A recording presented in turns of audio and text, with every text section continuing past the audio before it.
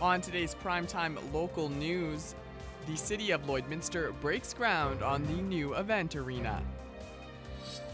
And Lloydminster Catholic teachers prepare for the new school year. Plus, the Lakeland Rustlers host their golf tournament.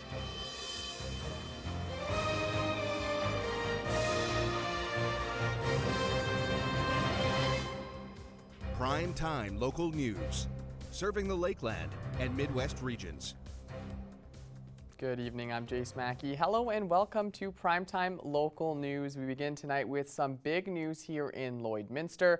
Construction has officially started for Lloydminster's new arena, the Cenovus Energy Hub. The new $93 million event facility had a groundbreaking ceremony where many gathered for a smudging ceremony and to put the shovels into the dirt. Cenovus has contributed $5 million towards the project. Cenovus has a long history here in Lloydminster, over 80 years of operations, and really the objective here is to continue to support the community and grow with the contribution to this facility. Now, on top of supplying jobs for local businesses, the new arena is planned to be an integral part of youth sports for Lloydminster's future. I know firsthand just how important it is for the youth as they grow up and have those opportunities to participate in sports and make use of facilities that the city could provide. The city of Lloydminster is putting over $16 million towards the project. The facility is planned to include walking trails, 6 slow-pitch diamonds, as well as a hotel.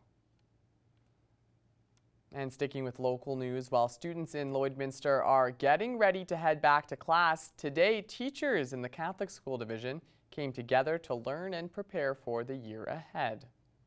It is really tough to work with 10% people, so let's learn about that together.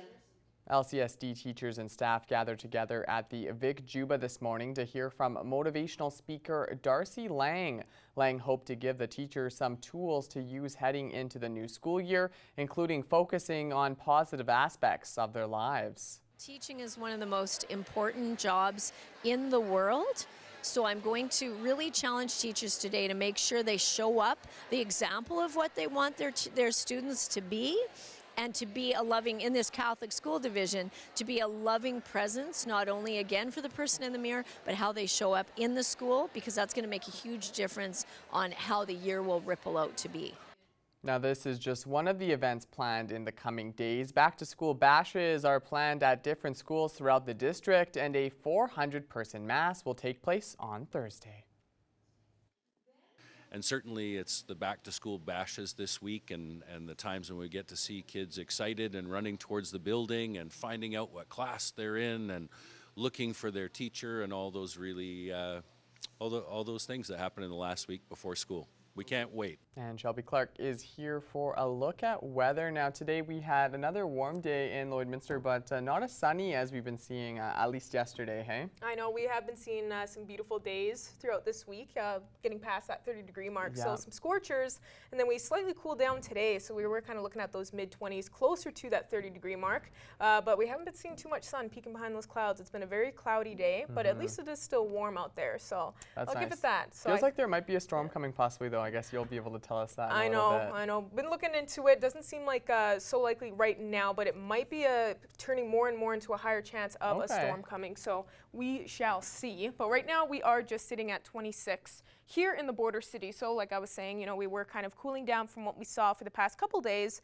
We're just sitting at 26. So cooling down, we were looking at 28 for our daytime high, and then we started to cool down here, and we are seeing a slight chance of seeing some rainfall, maybe like what Jace is saying, a storm later on, but it's not really showing a high chance right now, so it might switch up. So please just make sure you keep looking at your weather forecast apps and Environment Canada to check it out.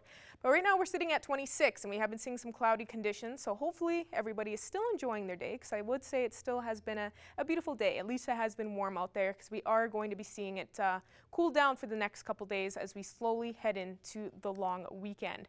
But switching over to temperatures across the region for Alberta and Saskatchewan. On the Alberta side, most spots are just sitting around 26 and 27 degrees, so kind of matching with us here in the border city. And then we have a couple that are looking slightly cooler. We have 23 there in St. Paul, and we go a bit lower to Provost, and they are still sitting at that 28-degree mark. So we are all for kind of matching on our Alberta side, mostly just sitting at those mid-20s, getting closer to that 30-degree mark. Going over to our Saskatchewan side now to check them out. So they are matching with us with those conditions compared to our Alberta side. Most spots are sitting at those mid-20s, between 25 to 27 degrees seems to be like the most popular range across the region. And then we have a couple that are looking slightly warmer. We have 28 there in Meadow Lake and 29 in Green Lake. So they are looking at the closest temperatures to that 30-degree mark. We go a bit lower and we start to cool down slightly with North Battleford at 24. So they are slowly cooling down more and more as they go throughout the day into the evening. North Battleford will be expecting a low of 12 for their evening low temperatures, so we will be expecting those double digits once again for our evening lows across in our surrounding area. They are expecting more of a calm and clear night, some clouds, but they are going to be cooling down a little bit more than what they have been seeing for the evening this week. So they are expecting that for tonight, no high chances of precipitation.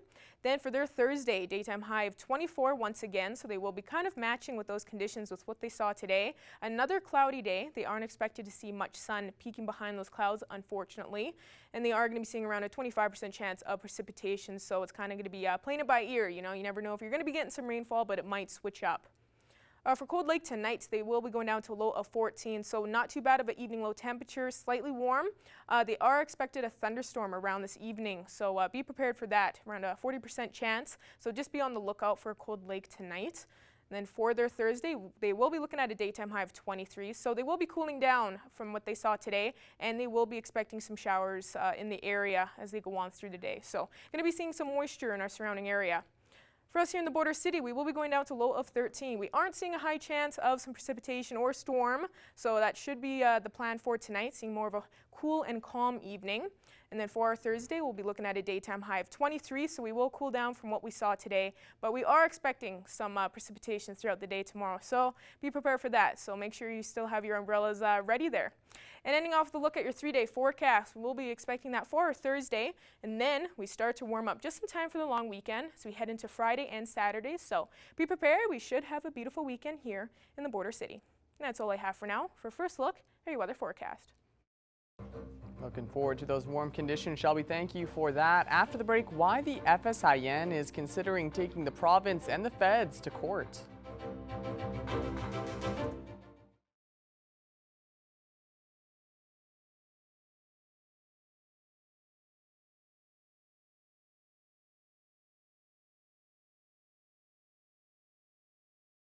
And taking a look at local news now, the Lakeland Rustlers held their annual golf tournament yesterday at Rolling Greens Fairway. For more on the event, here's our Thomas Wildman.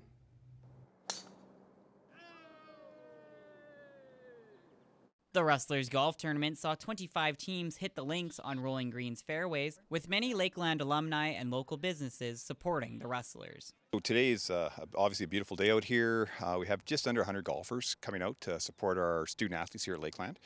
All the funds generated today are going to go towards supporting the championship travel for all of our Rustler teams. And over the last number of years, our Rustler programs have really stepped up on the competitive side, and we're pretty much making the playoffs with pretty much all of our teams now. So with the cost of travel going up significantly, our expenses obviously go up. So, you know, this tournament is hugely important to support, you know, our student athletes and those costs that come with it. So the Rustlers women's volleyball team would have used some of the funds from previous tournaments on their way to being the national champions, and those athletes are grateful for this tournament for allowing them to go. It just allows us to be able to travel. It offsets the funds, so it's more accessible for us to go. And for us going to nationals last year, it was substantial and it just really helped out.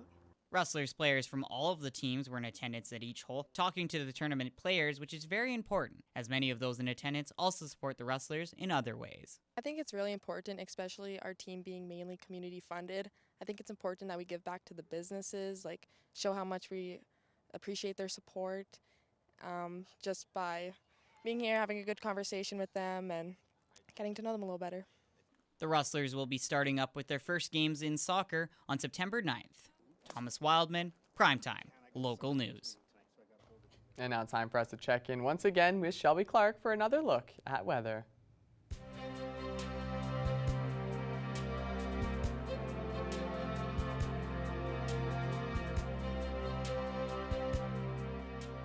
Thanks so much again there, Mr. Jace Mackey. Yes, now taking an extended look at your weather forecast. So we'll be starting off with our central zone of the provinces. On our Alberta side, we are starting to cool down quite a bit. Throughout the week, we have been getting closer to those that 30-degree mark and even past it. So we were looking at some scorchers in most spots. But now we are cooling more down to those mid-20 temperatures. But that's not too bad as we are still in August, just ending things off, heading into the fall season soon here. Most spots are just sitting at 24 degrees on our Alberta side. We have 25 there in Rocky Mountain House, while it is 26 degrees in Edmonton, and then the warmest conditions there up in Athabasca and Cold Lake with 27. So they're just a few digits from that 30-degree mark. Going over to our Saskatchewan side now in our central area, they are looking slightly warmer compared to Alberta side. We have 24 in North Battleford, so they are seeing the coolest condition, and then the rest start to warm up from there. 27 degrees with Saskatoon and Melfort, while we're looking at 28 in Meadow Lake, so they're just getting closer to that 30-degree mark. And then Prince Albert is the only spot that is now just sitting at 30 degrees, so we do have that heat warning in place in most of these spots. Going over to our northern zone, they are still seeing some scorchers in some of these areas. Most spots are just looking at 28 degrees on our Saskatchewan side here in our northern zone. The rest are just sitting at those mid-20s with 24 and 25 up in Uranium City and Stony Rapids, 26 degrees down in Flin Flon, and Wollaston Lake is probably seeing the coolest condition there with just at 21. Going back over to Alberta side here, they are kind of matching with us a little bit more in our central area, looking slightly cooler in some of these spots. 21 degrees with Slave Lake and Peace River, while high level is just above with 23 degrees. Grand Prairie is sitting at those mid-20s with 25 degrees, and then we have Fort Chipewyan and Fort McMurray looking slightly warmer with 27 and 28 as they are just getting closer to that 30-degree mark once again. And now going over to our southern zone, quite a switch up here. Usually we are seeing probably the nicest conditions as we look through our central, northern, and our southern zone, but now they are starting to cool down. Medicine Hat and Calgary just at 22, and Lethbridge surprisingly is at the teen temperature with 15 degrees. So Lethbridge has cooled it right down for today. 23 down over in Banff, and then Coronation is seeing the warmest condition on this side just at 28. So Coronation is still continuing that warm streak. And going back over to our Saskatchewan side here, they are probably looking at the warmest conditions we have been looking at in all the zones. Moose Jaw and Regina at 31, so we are seeing some scorchers there, very hot. 30 degrees over in Estevan, while the rest are just a couple degrees underneath. So we have that heat warning in place in most of these spots on our Saskatchewan side in our southern zone. So like I always say, make sure you are drinking that water and using that sunscreen. It's very important. Looking at some overnight lows on this list in our surrounding area, we will be expecting those double digits once again for tonight. Provost will be expecting the coolest with a low of 12, while Paradise Hill is just above it with a low of 13. Meadow Lake and Bonnyville are expecting a low of 14, and Isla Cross is expecting another warm evening with a low of 16. So we are going to be seeing a warm temperature, but some of these areas are going to be seeing a high chance of some rainfall later on in the evening, and a thunderstorm in Paradise Hill is expected. So please make sure you're on the lookout for that. Looking at our hourly forecast for our Thursday here in the Border City, we are going to be cooling it back down again as we kind of go into our Thursday, starting off in the morning around 18 degrees. Then as we go through our day, mid-afternoon for our daytime high, we should be reaching around 23, 24 degrees. So still kind of sitting at that mid-20 point, which isn't too bad of a temperature. But it is going to be kind of a hectic condition day because we are seeing around a 65% chance of a stray afternoon shower. So be prepared. Make sure you still got your umbrellas ready. I know it's been kind of a switch up from last week to this week. We are kind of getting all the sorts of different conditions, but please make sure you're ready for it. We will be seeing some precipitation. Then we are going to be warming it back up just in time for the long weekend.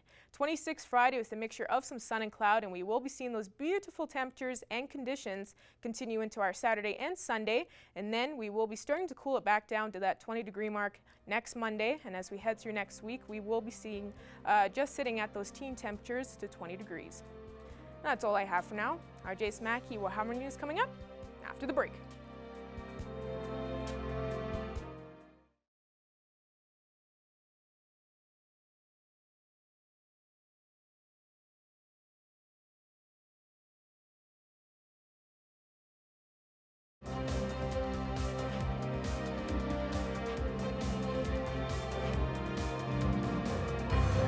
Joining us today for Primetime Local News is Dawn Riley with Focus Society for Support Services. Thank you so much for taking the time to speak with us today, Dawn. Thanks for having me.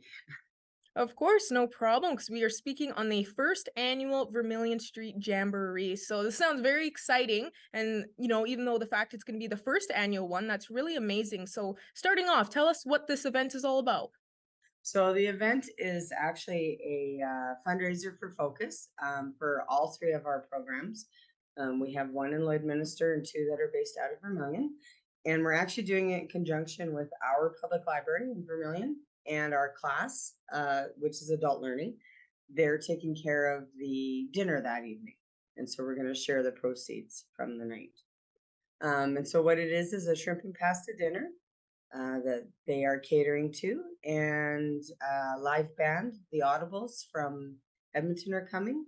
A local musician, Adrian Levy, is also playing, and we're booking off a block on Main Street, and we're going to have a dance, and our Copper Cork Distillery is taking care of our spirits for the evening. So, and that's what we're doing. We're hoping to have nice weather and enjoyable evening. So. Yes, I was just going to say that hopefully there will be some nice weather. This kind of nice temperatures continue on, but we shall see. I'm really hoping for you guys that you will get some nice weather. Now, for this event and this fundraiser, what really inspired the Focus Society for Support Services to want to come up with this and think about this idea for a fundraiser? Actually, we were discussing the fact that the Interact Club here several years ago had done a long table dinner on the street. And we just kind of built on the idea from that. So we just thought it'd be something different. Our main streets get booked off a few times a year through the Chamber and the Good Life Institute, and they're very popular events, and they do very well for attendance and stuff. So we kind of thought we'd try a dinner, and we did do a little timing on purpose because we have our Art in the Park is the next day, so we have vendors coming for kind of an outdoor farmers market. And our Legion has comedians the Saturday night too. So there's lots going on in the community that weekend. So that was kind of why we picked the date. And early enough in harvest that we were hoping weather-wise it would cooperate too. So yeah, no, that sounds really good. And I think a lot of Yeah. people here in the border city will definitely, take a trip out there and want to check this out. Sounds like it's going to be a fun packed kind of weekend and perfect timing. Now, for people that don't know the information, can we kind of expand on when it is, what time, and just what exactly it is? So it's next Friday, starting at 5 p.m.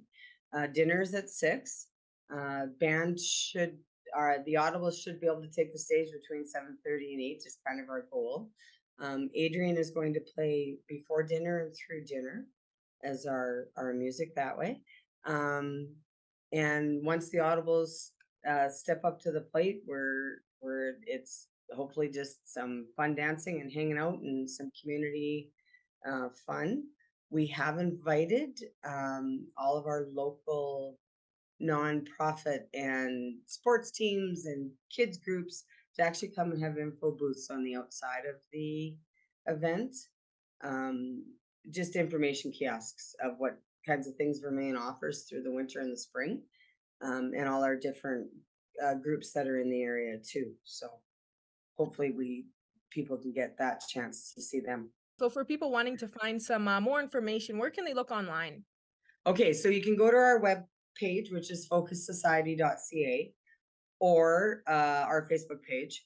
And it's shared all over the What's Happening in Vermilion page, what's happening in the county of Vermilion River, or just email me or phone me. I'm doing the ticket bookings so that if you have food allergies, because it's pasta and shrimp, we make sure that those are covered and taken care of, and everybody gets to enjoy their meal properly. So Perfect, Don. Well, this is really great. I'm really glad we could speak with this, a week ahead so people can have time to prepare and check out the information for the event and whatnot. Is there anything else you want to add on to that I may have missed out for the event and you want to let people know about?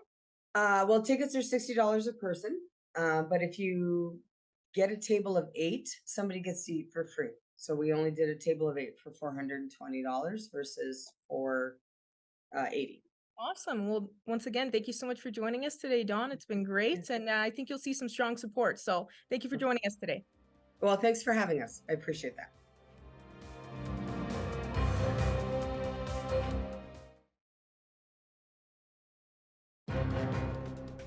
Furniture set and design supplied by Furniture Gallery, downtown Lloydminster.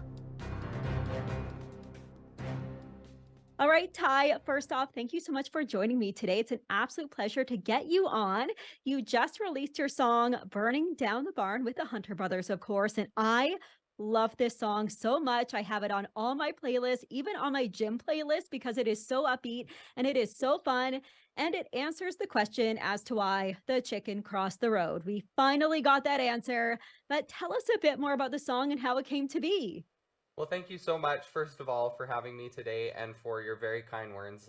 That means a lot. We actually thought with this song that it had a lot of different dimensions to it because, you know, you think of this idea of burning down the barn, and that's a common phrase in both the hockey world and in the music world, which we have, you know, heritage pieces in both of those territories, if you know what I mean. And so burning down the barn, or it being a barn burner in hockey, means it's a really, you know, amazing game. And in terms of a concert, it's going to be a super exciting concert. And then the other component to it was growing up on the family farm. You would have these old buildings, whether it was barns or sheds, and eventually they would start, you know, kind of dilapidating, and you would have to remove them from the premise. And so it was almost like one of those celebratory pieces where you would light it up in flames and people would come and hang out. And it was, you know, obviously there's a lot of legacy in those buildings, but at the same time, it could be turned into something that was kind of a community thing while you still honor the fact that something is going down. So it's actually got a lot of different pieces and components to the song, even though it is just a very fun, playful, anthemic type Hunter Brothers song. And the music video, it looks like it was a bit of an undertaking, but also a lot of fun to do. So you guys released a video for the song earlier in August, and it was filmed in a barn on your own farmland, on your own property. And you set an actual barn on fire just before you had a community event. So tell us a bit about the making of this music video, because you did mention in a previous interview, it was one of your faves to make. It was, yes. Actually, it was probably the most intense, in a good way, music video that we've ever done. It was a massive undertaking because if you're going to actually burn a barn down, there are a lot of safety precautions that you have to take, a lot of different measures that we had to take into consideration. It's not something that we haven't done before, but actually capturing it on film and also performing in front of it and then having the actual party documented all in one day was definitely one of those feats that we didn't know how it was going to go. We did have a backup barn just in case something did go awry.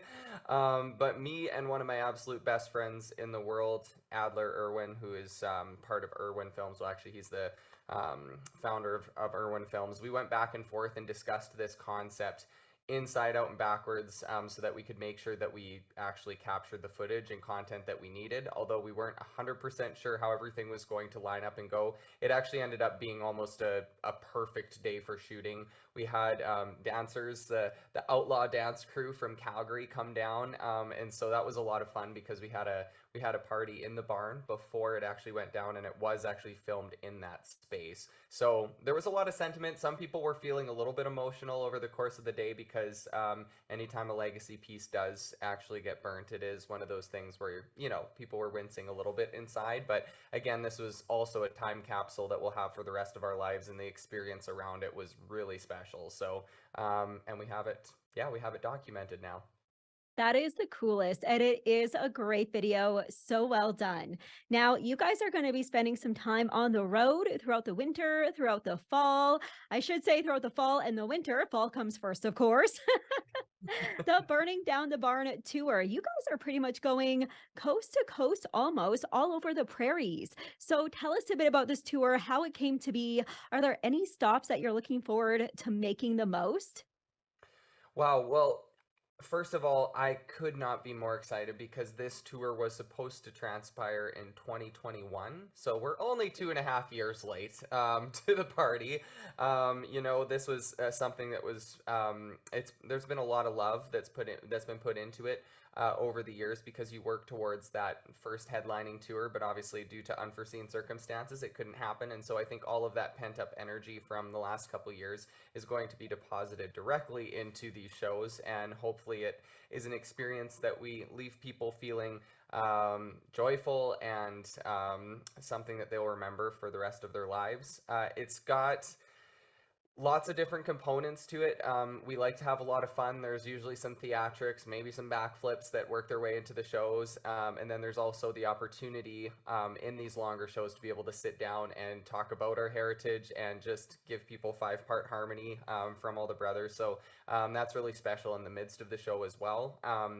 And I think in terms of stops, man, there's something special attached to, I think, every single community that we're going to, because on one hand, a lot of the areas that guys have played hockey in, those communities we're now going back to and going to be playing, and there's going to be a lot of family, friends, and fellow hockey teammates and relatives and everything coming out to different shows. I think there's something really special about going and playing kind of like more of your hometown shows, like just in Saskatchewan. And so I think, you know, obviously Regina and Saskatoon are going to be two very, very key shows for us because you're bringing the show to a lot of almost your backyard in a sense. And so when you've been putting the time and blood, sweat, and tears into it, it's so fun to be able to present that to people that you know so well. And finally, before we go tonight, there was quite the buzz in Burlington, Ontario today after 5 million bees fell off a truck. Take a look at this. That's terrifying. That is terrifying. There'll be some close-ups here soon. This new video shows a number of the boxes broken on the side of the road while crews work to move them back onto the truck. Halton Regional Police estimate a load of 5 million bees got out of their crates. Now, the police say that the majority of the bees were collected safely and are being returned to the crates, but they're still recommending people in passing by vehicles or neighborhoods close by to close their windows for the time being. That's a lot of bees, Shelby. That is a lot of bees. I was thinking about this before. You know, at least it's not wasps. That's good, because I think bees are a little more kind of passive, where wasps can be aggressive, a little bit more gentle, and you want to save the bees. Yes. But you got wasps, and they're coming for everybody. They're just predators. Yeah, they are. They are. So that's my only positivity outtake on that story is, you know, at least it wasn't wasps, but I'm so glad that, you know, they're able to rescue the bees. Same. I'm glad. It seems like they were able to kind of get them. I don't know exactly where these bees were going or coming from, but it seems like they're able to get them back to where they belong. So that's good at least, and they're not out going to get, I don't know, dying or something. Yeah. Good news, isn't it? That must have been so scary for them, being like, oh my gosh, we just lost 5 million bees. We have to find them. That'd be so hard to. And for the bees, they were in a car accident or something. Like their world's turned upside down. Yeah, exactly. So, well, hopefully people in their homes close their windows, close the doors, and no bees got harmed. I hope so. That's all the time we have, though, for this edition of Primetime Local News. Have a great night, and we'll see you back here again tomorrow. Bye-bye.